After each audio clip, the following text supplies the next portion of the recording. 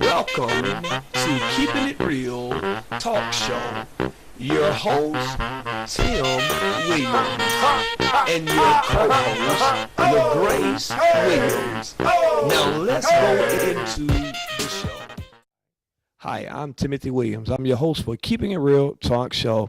And today's guest is Erick Wright. So how you doing today, Erick? I'm doing pretty good. Thank you That's for good. having me. Oh, yeah, you're welcome. You're welcome, Doc. Hey, glad to have you on Keeping It Real. And I tell people all the time on Keeping It Real, we keep it 100. We're glad to have you, man. I can Yeah. relax a little bit. There you go. There you go. Relax, man. Relax. So how things going for you? Pretty good. Everything is going pretty well. Of course, you know, we're running the campaign with 15 different counties. Right. And, you know, I got a group of young guys, and it's a grassroots effort. So we're hitting the streets. We're running like somebody's chasing us.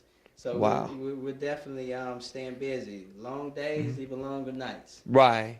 Wonderful, wonderful. I'll never forget, you know, when you came to our day camp this summer with the kids. We had over 300-some kids, you know. Fun. Hell yeah. Right. And man, I mean, you came and you got down to the kids' level, and that's what really drew my attention about you, you know, drew me to you, is that you're servant. You know, you begin to be, you were a servant, you begin to serve the kids, and when I saw that, you know, in the church term we use no respect to person, you know what I'm saying? Right. But you just got down with the kids, you begin to play ball with them, you loosen up your tie and everything, and that's what I said when I saw that. I said, yes, he's a servant. You know, he's a people person. You know, he loves people, and that's what people are looking for. They're looking for genuine people that's down the earth. Exactly. You know? When you gave me the invitation when I came down, believe it or not, that day I was sick as a dog. Couldn't tell. I was sick as a dog, but when I got here, and just to see the kids running around and see the fun they was having, it reminded me of when I was younger. So I wanted to participate. I immediately jumped in. If it meant playing ball, let's play ball. Right. If you want to talk, let's talk. But I wanted to talk to everybody. I wanted to be around everybody. Right. I'm under the persuasion that if you're going to be an elected official, or if you're going to be a politician, you should be of the community, and you should have the best interests of the community at heart. That's and right. You that's should right. only want to do what's right for the people that's there. So I take that concept, and that's what I put into politics. So you'll see me be real personal about a lot of things. Right. I tell people I wear my heart on my sleeve because I care about people. That's why I'm in it in the first place. Correct. That's right. That's right. And that's what people are looking for. People that, you know, you're not assuming, you know, what the people need, but you know what they need because you're out there amongst them. Right. You know, that's old school politics. You know what I'm saying? I used to hear my grandparents talk about how the politicians would come and shake your hand and talk to you, but you're doing a great thing. But you know, back then it used to be sport. Yeah. Back then it used to be a grand thing. If you ran for office, it was your duty to go out and see everybody, knock on every door. They said George Wallace knew every person in his district. Every single person can call them by name and tell you how old they were. he was that shrewd of a politician. Right. But that's just showed that he was, even the bad things about him, he still was a populist person that only wanted to do something better for his community and his state. Right. Even today, we wouldn't have community colleges in this state. Or we wouldn't have paid roads if it wasn't for a person like George Wallace. That's right. And you know, and he wasn't stuck on himself. He was about the people. No, exactly. And unfortunately, he was a politician. So he did what was best for him politically. To gain that office, even if it means compromising his thoughts and ideas about segregation or anything like that. Right. He went on and did it because he said nobody will bash black people more than me ever again. You know, he said that after he lost. Got you. Right. So that's how he gained the governorship. But when he became governor, you saw those populist ideas. You seen roads being paved and and community colleges being put up for people can have access to secondary education that otherwise was too poor to even get that. And that's the concept that I'm trying to bring back. It's not about white. It's not about black. It's not about right or left. It's about the people and doing what's best for them. That's right. That's right. And let me ask you another question. So what are some of your plans for this district? Oh my God. Just some of them. Just some of your plans. some of your plans. Well, basically, what we want to do is restore the American dream. Like right now, we have so many people that know that the American dream is out of their reach. What we want to do is empower them to put it back in their reach by, one, raising the minimum wage. You know, if we raise the minimum wage, then we won't have to have Alabamians depending on assistance or the government. You know, that's like right. You can go out and work for your own because it's about substance work. Substantial work. You know? That's right. And another thing we would like to do is make sure that we drop some of the taxes for small businesses, some of the corporate taxes for small business. That way we can invest money in our downtowns. You know, Wall Street is booming, but our downtowns are memories of yesterday. That's right. You know? That's right. You're filled with ghosts and memories of days gone by. So we want to make sure that we pump that money back into our downtowns because that's the engine. That's right. And a few other things just to brush by it. We want to attack the student loan debt. Then that's a major issue, and that's not just a young person's issue. Do you know that it's about 10% of seniors that's getting their Social Security cut because the offsets from student loans. So that's an issue for us all. So we want to make sure that we attack that. Make sure we stop some spending on the billionaire elite because they're getting tax breaks out the wazoo. So we want to make sure that we cut some of that off and do something about our veteran system. Definitely. It's atrocious how we take care of the veterans after we send them off to war. So we want to make sure we be there for them because they are our heroes. That's right. That's right. And we want to take care of them, give them what they need so they can assimilate back into society. Wow. That's so important. That's what people want to hear. Because just what you just told me is not about your agenda. It's about the people. Exactly.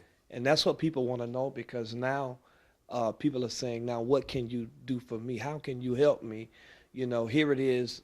The economy is in a mess now, you know, and people now are trying to figure out how can I juggle, you know, like you said earlier, minimum wage. Some people are making like $7 or $8 an hour, and they're trying to juggle that between trying to feed 4 people in the home, and there's no way in the world. It's impossible. You know, it's impossible. And so they're saying now, how can you help me? And here it is, and like you said about the student loan, you know, a lot of people now are in debt. You know, and they're trying to figure out how in the world I'm going to pay the student loan back when I'm just working one job.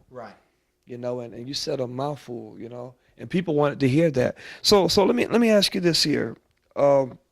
So where did you grow up at? Where are you from? People want to know where you from, man. Where you come from? I am from the large city, huge city of Demopolis, Alabama.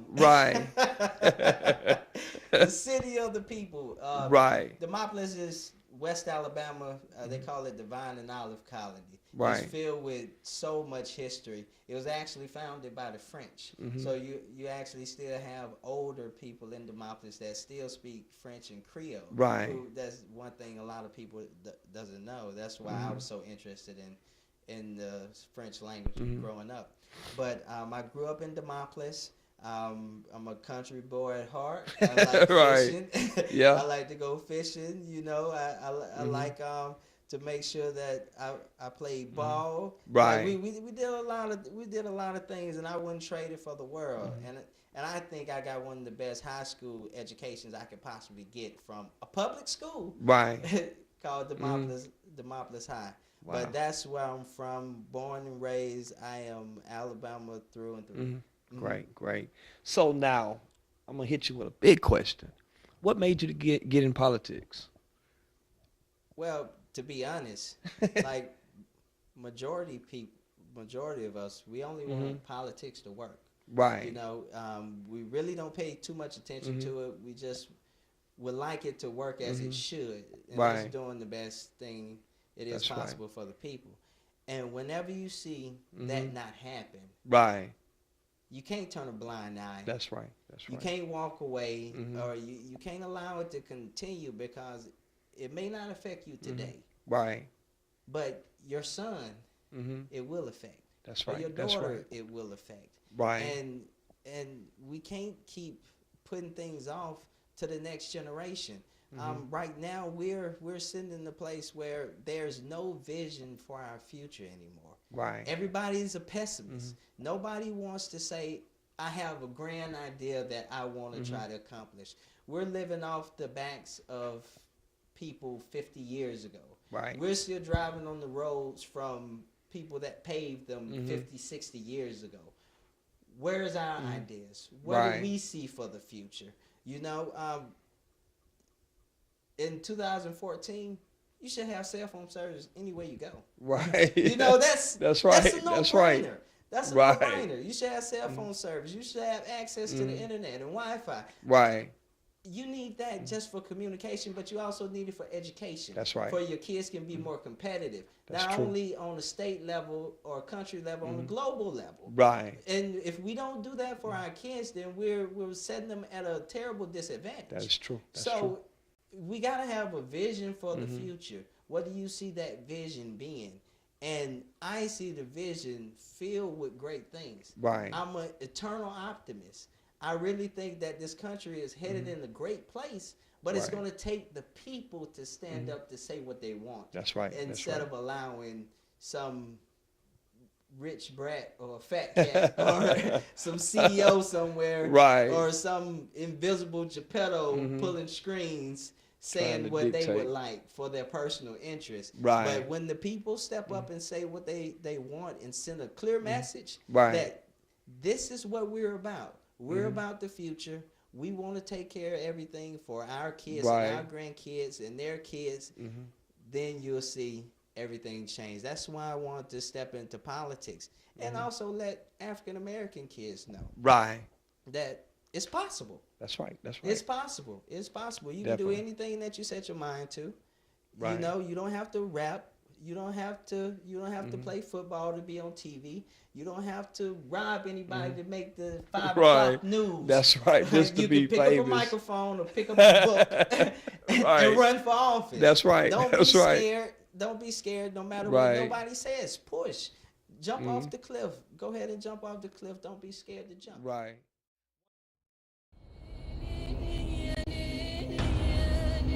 Toward never to return, never to surrender. Car salesman. Tonight, we sell them all!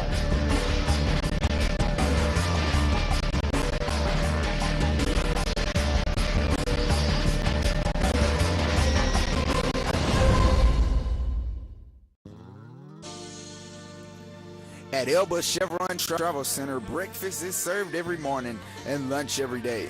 If you want some good food and friendly service, come on down to Elba Chevron Travel Center, located at 990 West 203 Bypass, Elba, Alabama, 36323. Go Tigers.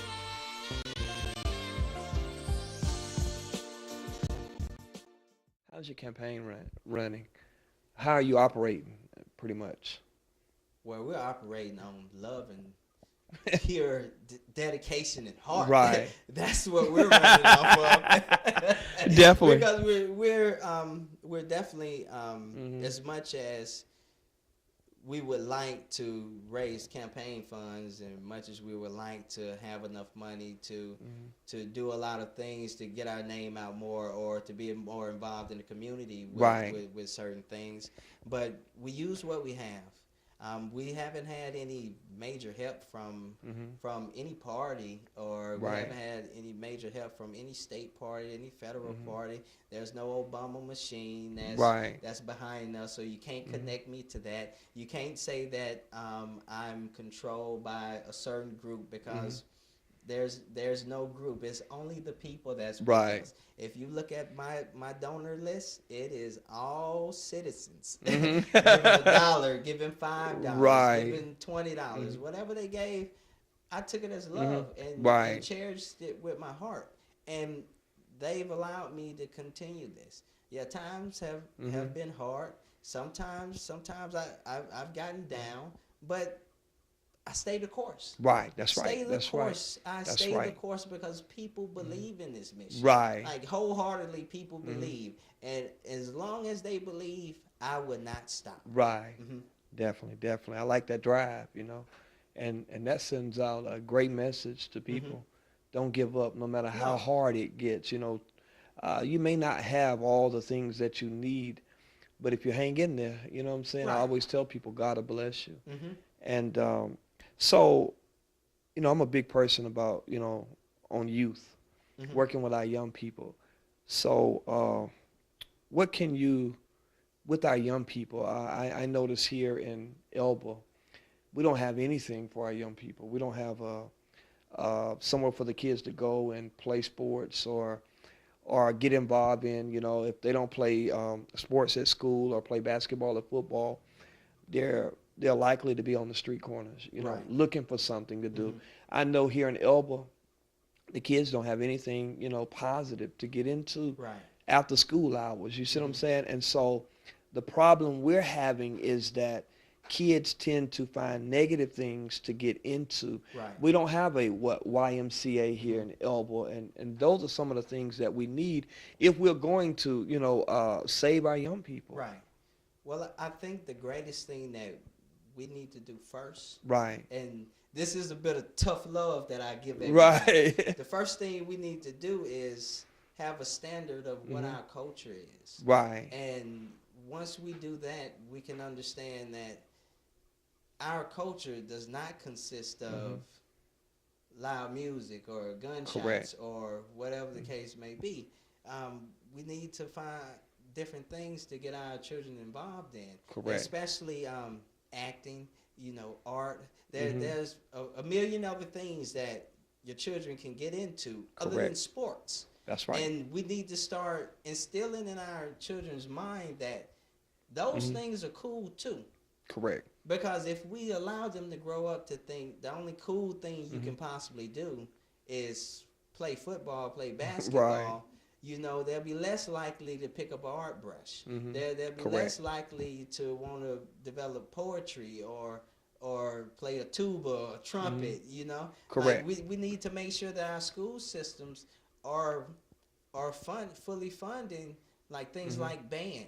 Correct. To make sure that the children have different outlets, because people love band just as much as they That's love right. basketball or football. Right. So we want to make sure that we work with the schools to make sure they're offering liberal arts, because the arts are very important. Like, we don't want to produce mindless drones after high school. We want to make sure we produce innovative thinkers, people Right. that's going to take our country to the next level. That's right. Like, That's we, right. we don't want any more stalemate. We're done Gotcha. with all the stalemate. Right. We want kids to produce. We want kids to make things, become the next inventor. Like, Right. whatever you set your mind to, That's young right. man or young woman, you can do it. Definitely. Just try it. It doesn't matter what anybody thinks about you. That's right. And that is so true, you know. I was telling somebody the other day is that, you know, as I was being raised up, you know, sometimes people will give you the bad news and tell you, oh, boy, you're going to be like your daddy. You know, I grew up in a single-parent home, you know, and my dad was in the military, and we traveled. I mean, we traveled. But this, I'm saying this to saying that to say this is that being raised up in a single-parent home, there was a whole lot of things, you know, to get into. Even though my parents pushed education, they pushed, you know what I'm saying, you got to, you know, church, they pushed church and all that good stuff. But we've got some young people out here now are being raised up in single-parent homes. And a lot of our young people, they don't even have, you know, that's a role model at home, you know what I'm saying? So and they're looking. Erick, was you raised in a single-parent home, or did you just you had both parents, or how was it? Actually, I had a mix of it all. to tell the truth. Right. My parents were married for 9 years. Okay. 9 years before they got a divorce. Mm-hmm. My father was a machine operator from Cleveland, Ohio. He moved to Alabama and he worked a lot, but he also had a drinking problem. Right. You know, and that drinking problem led to a substance abuse problem. Right. Crack cocaine, to be exact. And my mother made a conscious decision to make sure she removed the children from that toxic situation. Right. Now, luckily, my father kicked that habit later on in life, and we became almost best friends until his passing about a month ago. But until then, it was me and my brothers. Mm-hmm. My mother worked at Vanity Fair in the daytime. Right. You know, she got off work from there, and she was a bartender at night. And the weekends, she cleaned houses and and she did a lot of things. But she did what she had to do to make ends meet to make sure that we didn't starve. And she didn't wait on the handout or she didn't take assistance from anyone. Like, she got out and worked hard. But to the contrary, it left a lot of time. If you understand. Oh, yeah, definitely. It left a lot of time with me and my brothers to find out things on our own and see what the streets had to say. You know, so we got in a bit of trouble here and there. But luckily, God did bring my stepfather. Right. My stepfather came later on in life, and he has been the epitome of a father to me. Right. He is everything I could have asked for in the father. He's one of the strongest men I know, especially taking on three young knuckleheads that wasn't his own, but he showed us love since day one. And he's retired from the military. He was in the Army, and he brought that Army strictness. Man, tell me about it. Waking up at 11 o'clock changed to waking up at 7:30 on the dot. And your bed had to be made, and this and the shoes had to be shined. Right. And it turned us into a totally different person. And although I fought it for a while, as I got older, I started to cherish that, because that is what made me the man I am today. That's right. That's right. And what stuck with me was the time. They were timely. You know what I'm saying? Right. They wasn't about sloping. They were about business. And that stuck with me too, man. I mean, I'm timely. I want to do things, on time. And that is great, And so somebody wanted to hear that, because, you got some single parents that's out there, and they're saying, now what can he do for me? How can he help me? It was great what you said about your mom, how she kept, whatever she could do to help you all. Now I noticed that you got this big old ring on your hand. So tell us about that. Where'd you get that ring? Well, I'm a Trojan. Oh, okay. Troy University. I played football for Troy University from 2001 to 2004. Right. In 2001, we're still called Troy State. You know? But I was there for the original inaugural season in Division I. And so that's when we got a chance to step up and play the big boys. Right. And from then on, we didn't back down from a challenge. Right. I played with guys like DeMarcus Ware. He plays for the Broncos. I played with guys like Osi Umenyora. He plays with the Falcons. We have Sherrod Martin that plays with the Jaguars, and Leos McKevin that's with the Bills. We have so many guys that went on and made it to the NFL right out of Troy. You know? And these were my teammates, my roommates. These are the guys I seen every day. But we all have different angles in life and different routes that we go through. Right. But we try to stay pretty close as we can. That's great. That's great. But wonderful. I am a Trojan. Right. No Alabama, no Auburn, go Troy. Right. What you say. So you don't participate in the Alabama and Auburn game? No, I stay out of that. I completely stay out of that. Right. I am a Trojan, and that's all I know. Definitely. Down south here, that's popular, Alabama and Auburn. Right. Everybody. Well, I grew up with that. I grew up with that from Demopolis, Alabama. We're only 20 minutes from Tuscaloosa. Right. So that is Crimson Tide Nation over there. Right. It's hard. Definitely. It's hard to find an Auburn fan on that side of Alabama. Then I moved to Troy and went to school in Troy, and I live in Montgomery. It's hard to find Alabama fans at times because you see so many Auburn fans. But the rivalry is always great. I love to watch it, and I participate when watching it. Right. Because I like sports. But other than that, I stay out of who's best and who's the greatest. Y'all can have that. If you ask me from 2001 to 2004, Alabama nor Auburn wanted to play Troy. Wow. So let me hit you with this one. Who you think gonna win this year, Alabama or Auburn? That's tough. That's tough. If you ask me, I think Troy beat both of them. Yeah. Even though they're going through a hard time right now, but I think they can turn it around. I know Coach Blakeney, he is the epitome of a player's coach, and he'll get those boys turned around. Definitely. Mm-hmm. Yes, sir. So I say Alabama's going to win, y'all. So I know some folks say, oh, no. But nevertheless, we thank everyone for tuning in to Keeping It Real Talk Show. And once again, our guest is Erick Wright. He's running for Alabama's 2nd Congressional District. So we'll see you next week at the same time. Be blessed.